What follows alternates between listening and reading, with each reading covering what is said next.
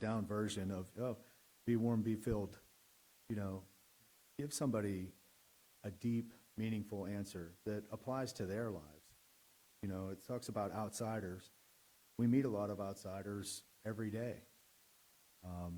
I've been making an extra effort to reach out to my clients, reach out to people that I meet, and try to invite them here and try to give them just a little seed, something to grow, something to,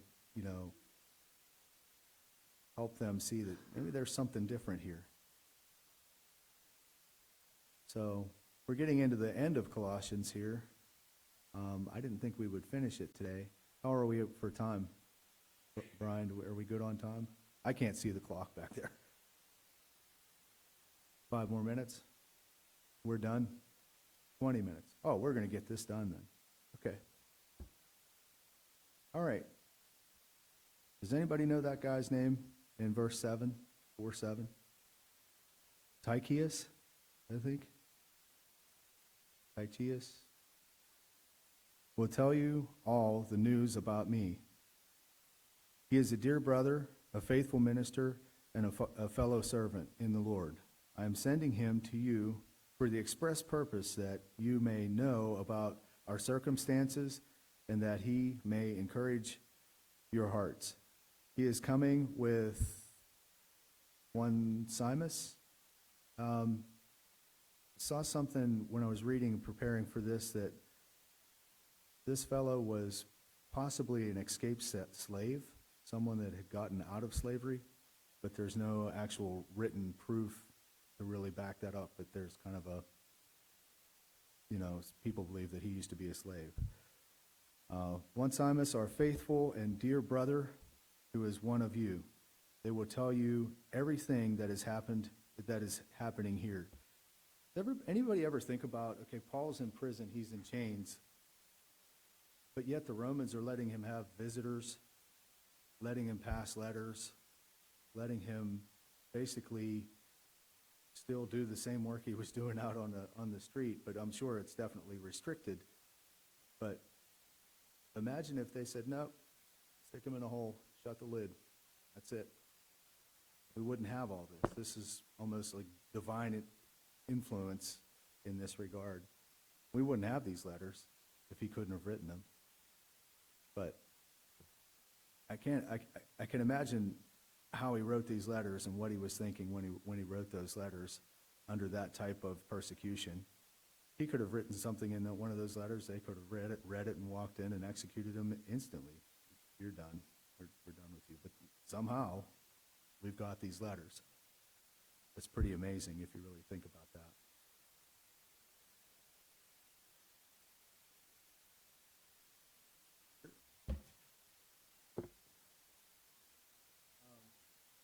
Verse 10, my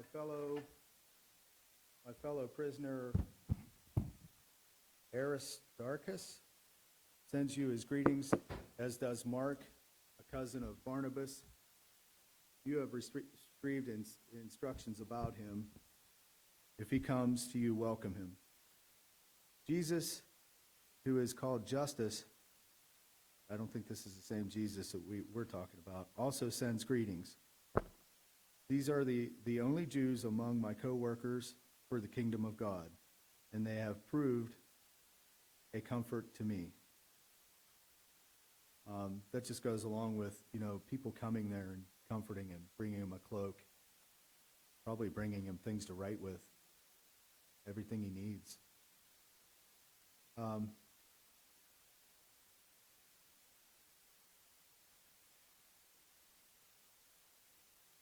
Epaphrase, who is one of you and a servant of Christ, sends greetings. He is always wrestling in prayer for you, that you may stand firm in all the will of God, mature and fully assured. I vouch for him. He is working hard for you and for those in Laodicea and Hierapolis. I actually thought about reading this last chapter first when I started this today, to kind of point out Paul's in chains. He's reaching out to these people.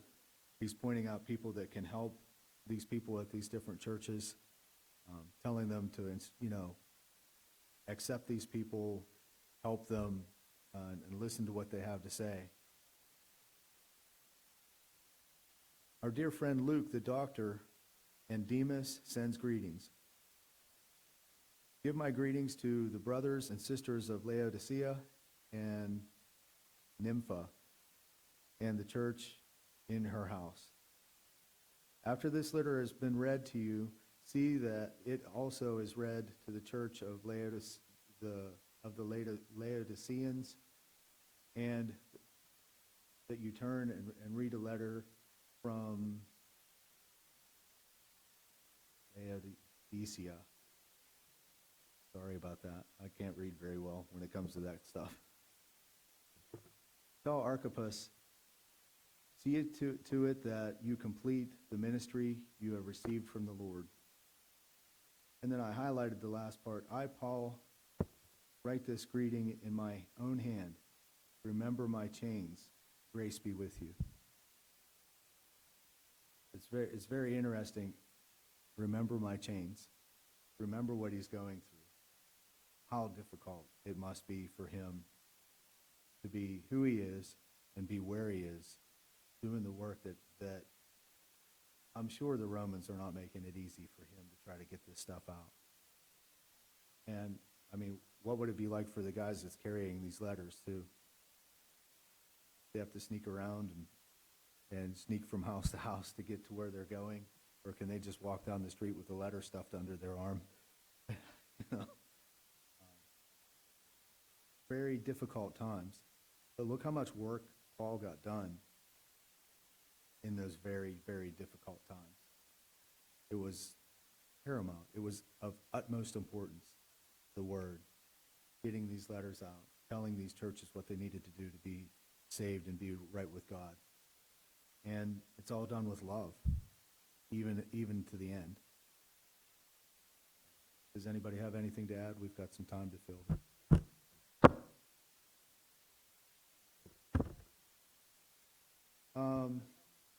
Yes.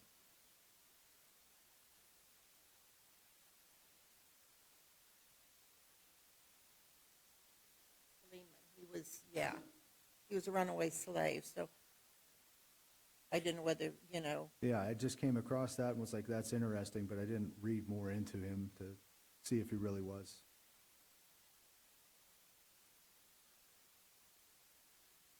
Mm-hmm.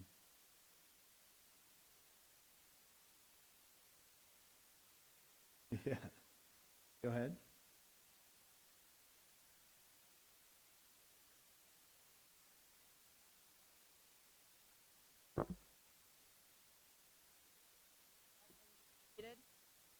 And I'm a big fan of even some of it's even fiction, but World War II, World War I era novels and stuff, and some of those storylines are very similar.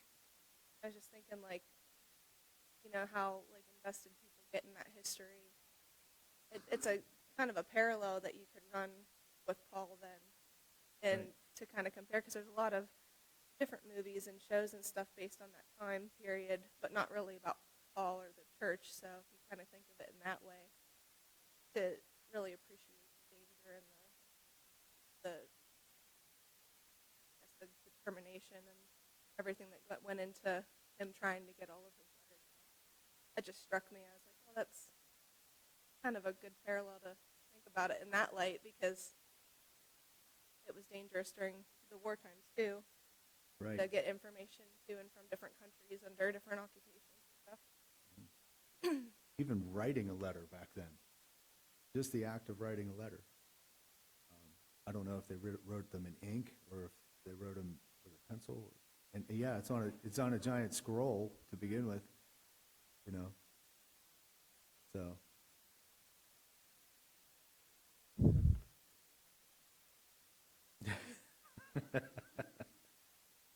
Anybody else? Well, I suppose Ben will be back next week. He doesn't get fired, so. He said that he was at port this week. He texted me and checked in just the other day. Said he was at some port where he had service. So he should be back here soon. Thanks for letting me do this Bible study with you guys. That's all I have.